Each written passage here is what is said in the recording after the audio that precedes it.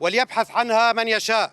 كوباني كان الاسم الدارج منذ بداية القرن العشرين، وهي معلومة لا تحتاج إلى المزيد من النقاش، فليبحث عنها الذين ما زالوا يتأملون في لجان جديدة تؤرخ حسب أهوائها.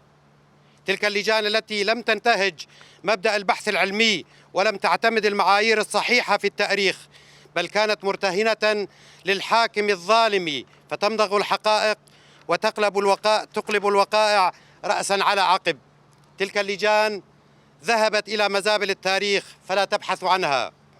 إن محاولة المساس برموز الكرد هي دعوة بائسة ويائسة من بعض أصحاب العاهات لخلق فتنة جديدة كلنا بغنى عنها ولن تحقق غاياتها. نحن الكرد في مدينة الحسكة ومعنا في الرأي ذاته عرب وسوريان وأرمن، حيث نحترم خصوصيات بعضنا ونعمل على الحفاظ عليها، ومن هنا نرفع أصواتنا ونقول: كوباني سوف يبقى اسمها عاليا، ويبقى الرمز الذي سمع به العالم كله رمزا للحرية والبقاء والسمو.